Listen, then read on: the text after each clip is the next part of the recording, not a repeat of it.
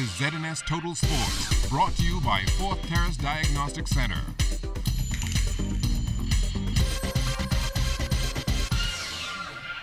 Welcome to sports, everybody. The summer months are upon us, and that means national team travel is about to pick up. And tonight, Kelsie Johnson speaks with a pair of teams who both hope to qualify for the grandest sporting spectacle in the world.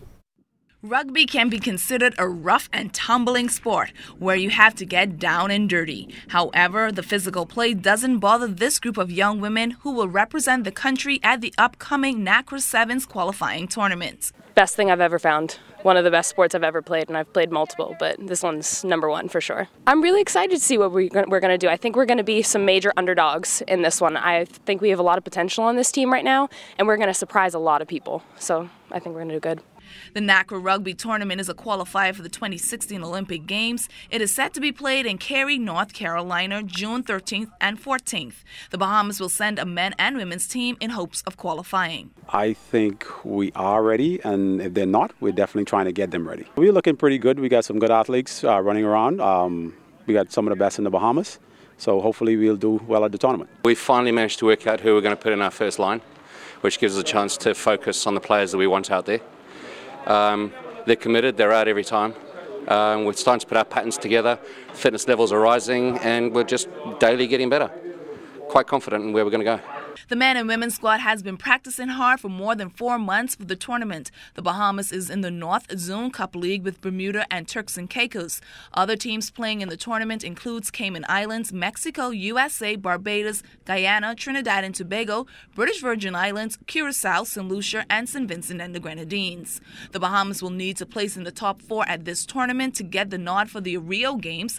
As a result, the search to build and strengthen the women's program started from last year. We've been recruiting from the general public. Then we had quite a bit of some flag football girls coming in, along with some rugby girls who've been playing rugby for a while. Pretty much we have a mixture of flag football players this time. I think when we go in the tournament this year, it's going to be more promising than last year. I think we're going to do very well. They're all athletes in their own way, but we're trying to get everybody to that point where they're actually working as a complete unit with the skill set that each individual have. Based on the tournament last year, who do you think your biggest competitors are going to be? Definitely Mexico. That's who we played in the tournament last year. We didn't play the U.S. because they weren't there. But Mexico is the person that we played last year, and they won the tournament last year. The team is set to leave for North Carolina on Friday, June 11th. Kelsie Johnson, ZNS Total Sports. Thanks a lot, Kelsie. Well, the final set of Pan Am boxing qualifiers will get underway tomorrow in Mexico. Carl Heild, Rashia Williams, and Keishno Major will all look to punch their tickets. And with a new set of rules in place, Heild says the game plan is simple heading in. For this type of amateur fighting now, the game plan is you got to win the first 2 rounds. Once you win the first 2 rounds, the last round you could just go and be you, do what you got to do. Because it's a 9-10 system now. It's not the scoring system where you score 5 or you score 1. You could run all day. But from you win the first 2 rounds, you basically then win the fight. For them to win the fight, the last round, either they have to knock you out or they have to score, the judges have to score 10-7 or 10-8. And that's going to be very hard to do. The Bahamas Basketball Federation has named its women's national team, which will travel to the Caribbean Championships on Saturday. Team members include Diasti Delancey, Latoya Thompson, Ashley Moas, Pedrica Bain, Alberta Russell, Valerie Nesbitt, Felicia Kelly, Linda Pierre, Melisha Peterson, Tracy Lewis, Shalonda Neely, and Shanae Ambrister. Now, this group of girls, they've been working out at the Kendall Isaacs Gym, but 2 names visibly absent are Jonquel Jones and Leisha Grant.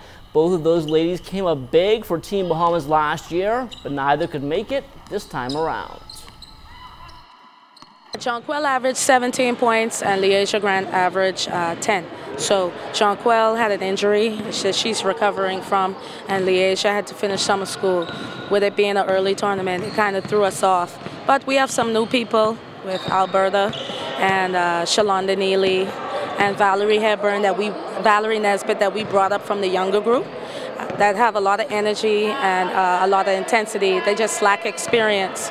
So hopefully with the returners like Diasti, Linda, Tracy, Felicia Kelly, those returners can help lead them and help the transition be smoother. You know, we have a couple more days to put it all together, and if we can put it all together, things will, we should see positive results. The 20th annual Peace on the Streets Basketball Classic will take place July 15th through the 18th at the Kendall Isaacs Gym, and a couple of new rivalries have been added.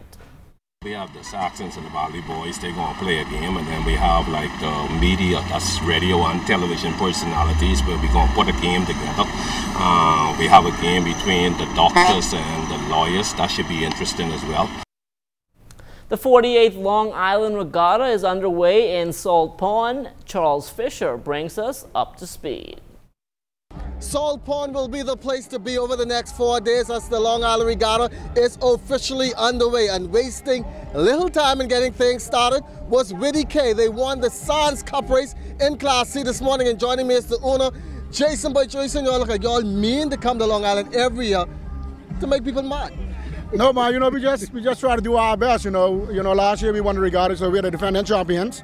We went out there this morning, did what we had to do. We had a bad start, but fortunately we was able to, get back up into the race and finish off and won the first, the cup race. Good to see this boat back after a misfortunate event earlier this year. Yeah, man, I'm glad to see it back too, and it's pretty much the same boat, Mark put it back just like how it was before, so he ain't lose anything, The crew there, the captain there, the boat is there. Talking about losing anything, tomorrow's when it really counts. The serious races begin. What can we expect from Reid? Well, we're going to try to do the same thing we did today, but is anybody race, anybody regatta, there's a lot of fast boats out here, sailing, so anything could happen, but we're going to go out there and try to do our best and try to pull this one off again this year. So it's the Reid taking the first cup race here today. We'll have a recap of the B and A class cup races coming up on Thursday, and don't forget Thursday is also the start of the series races in A, B, and C. There are 10A, 12B, and 14 C-Class sloops competing in this year's Salt Pond Long Island Regatta. In Salt Pond for ZNS Sports, I'm Charles Fisher. Thanks a lot, Charles. Now the South Andrews Class C Regatta will also take place this holiday weekend. Revelation 3 and 19 will look to rebound from a disappointing finish in Mangrove Key. We understand what went wrong in Mangrove Key, and we'll have that corrected in South Andrews. So you feel when it's all said and done, you could be right there in the money? Oh yeah, definitely. We're looking to take it all in South Andrews. It's going to be an exciting race, but in the end, we're looking to come out on top. In Mangrove Key, they had 14 plus C-Class boats. I understand South Andrews might have 8 or 7. I guess that's less boats, less weight for you. Well, I guess if you want to look at it in that sense, but I'm not looking at it from that perspective, because the guys who are there, like the Melba B, she beat me in Mangrove Key, but I'm looking to take that back in South Andrews. Well, you're having those boys from Mangrove Key, they talk bad to you back in Mangrove Key. I guess you look at the redeem yourself.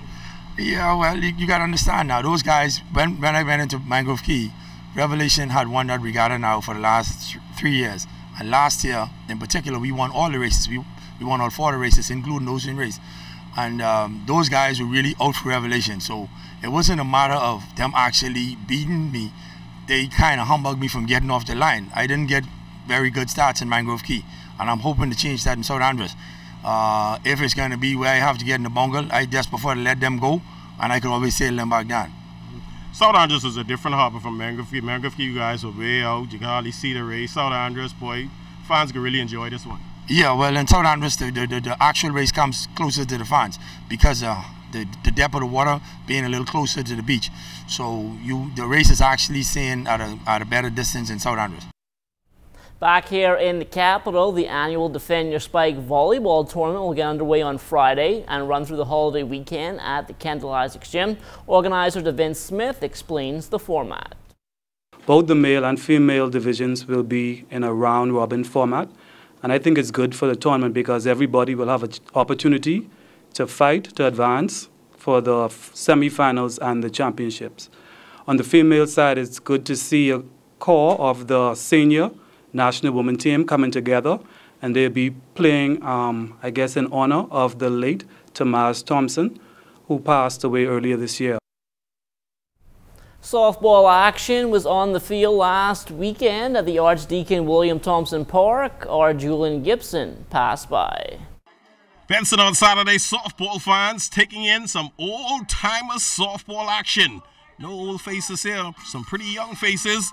The boys, boy, they hammered Joshua Knights 22-4. Boy, Darrell Ranger, you still got the range. Trying to come back after about 9 years. I ain't losing nothing. Still can see the ball good. Yeah, man. Eagle eyes. What a glove is. Oh, this got sticky. This got a crazy glue in it. Ain't nothing to rough with this. First game of the season, your projection, what's your plan says for the year? How you feel your team is going to do? I think we're going to do very well. We got a good pitching squad, and we got a good hitting team. Defense is on target. I feel like we could win the championship. Reporting for ZNS Total Sports, I am Julian Gibson. Thanks a lot, Julian, and that will do it for sports. Stay tuned, your weather forecast still to come.